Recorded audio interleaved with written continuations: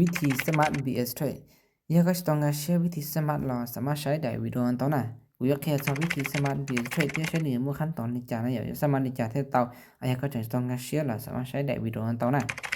วันนี้น่าจะเป็นการหมู่ต่อแล้วก็กันครบนะอย่างการหมู่ต่อเขาน่าจะไปเช่ารูปเว็บไซต์ BS Trade นะรูปเว็บไซต์เขาเนาะเขาก็เช่าต่อรูปเว็บไซต์เขานั่นแหละเจว่าก็ไปเนี่ยเขาค้นหาเอาใจเก่าเนาะเนื้อต่อรูปเว็บไซต์ BS Trade เขานั่นน่ะจะเป็นต่องานหมู่ต่อเขาอ่ะเนี่ยเมื่อเขาล็อกอินที่เขาเซตอัพเขาล็อกอินตอนนี้เขาที่ว่าเป็นการหมุนเทรดนั่นน่ะเป็นการหมุนจะเช่าตัวอีเมลที่ตัวรหัสของเขาตาจะเป็นแบบนี้เขาใช้อินนะจึงการหมุนเทรดซะถ้าสิเขาในเขาที่ว่าไปดูสมัครต่อเป็นการหมุนเทรดซื้อมาไว้เนาะเขาจะเป็นสมัครเชียร์น่ะจะเป็นแบบนี้ตัวหมายคุณสอนนั่นน่ะเนี่ยหมายคุณตอนนั้นจะเป็นว่าไปเนี่ยเขาเซตอัพระดับเนาะการหมุนเขาจะเนี่ยเมื่อเขาเซตอัพอีเมลเนี่ยจะดักกันเนี่ยเขานอกหมุนด้วยนะเนี่ยเขานอกหมุนจะเนี่ยขั้นตอนแต่น้อยขั้นตอนที่ว่าจังๆแหละอยู่ผ่านที่สิผ่านที่ขั้นตอนนั้นน่ะ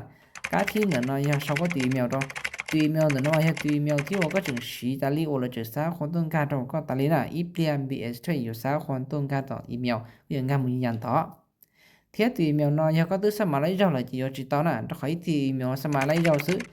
ที่ก็สมัครไล่เจ้าจะจิตต่ออยู่ต้องมาตุเชียน่ะการที่ที่เป็นเนี่ยน้อยเขาตัวรหัสน่ะตัวรหัสเนี่ยน้อยมุ้ยตัวเล่นจมูกน่ะเทียว่ามัวเลยตัวเนี่ยแต่ภาษาอังกฤษเนี่ยเราให้ลิพันน่ะตัวรหัสเนี่ยน้อยว่าก็จุดย้อนจังว่าเลยมึงเช่าเกียร์ไทยเกียร์หลักต่อน่ะยังก็จินยอเลยเท่าไปสมัครต่อเป็นการหมู่อยู่สิตัวรหัสเนี่ยก็จินยอการอย่างการหมู่ต่อน่ะจะต้องตัวรหัสนั้นต่อตัวที่เล่าเนี่ยน้อยอ่ะยังตัวลิงก์ทีมงานน่ะอยู่ก็อยากจูเช่าตัวลิงก์นั้นต่อที่สามารถการไปศึกษาในเกิดต่อน่ะตัวลิงก์ทีมงานนะจะไปเช่าอีเมลน่ะตัวอีเมลน่ะจะตัวอีเมลที่ก็จังสีตาเลียยังก็จะสีละจะอีเปลี่ยนซะคนตัวยืนยันจะก็อย่างการหมู่สิไล่เลยจะบอกคนจะก็อยู่สมาชิกต่อแล้วน่ะจะต้องเช่าตัวอีเมลก็จะสีตาเลียโอเคตัวรหัสเนี่ยเราอย่างก่อนน่ะตัวรหัสเนี่ยน้อยตัวรหัสที่ว่าลีจาเราเตาน่ะถ้าสิก็จุนย้อนจงช่องลีจาเราเตายังก็สิยการจิมดไทยเจียแล้วมันสองเจียเราเตาน่ะตัวเขาไปสิตาลีแล้วตัวจังจังยังตัวลิงก์ทีมงานน่ะก็อยู่จุดเตาเช่าเรียกกูช่องน่ะเนาะที่ลีสามารถไปศึกษาในเก่าโอเคเตาน่ะเขาก็เช่าลิงก์เช่ารหัสอีเมลตาเลยก็ใช้ถือต้องตาเลยจะก็มั่วเอาข้อมูลเนาะตัวต่อมั่วข้อมูลเนาะตัวต่อจะก็ไปเนี่ยเขาได้เลยเขาได้เนาะก็ได้เนาะตาจะก็มาเนี่ยขอเซตอัพนะอย่างเพื่อยืนยันนะจากขั้นตอนนั้นเลยยอดจีบเลยทราบของตัวอีเมลจะอยู่จีผ่านน่ะจะต่อสามารถดูเชียอาจจะต่อแม่กวยเพลย์ก่อนนึงเขียนซะกดชากดจีตัวเป็นมาลิงก์กับอีเมลชื่อบอกคนน่ะเป็นคำอีเมลชื่อบอกคนตัวน่ะโอเคต่อไปนะตัวนั้นเหรออย่าการที่นั่นน่ะต่อกันมันเขาเจ้าเขาน่าจะไปซื้อต่อขอได้ต่อที่ขอได้มันต่อขอ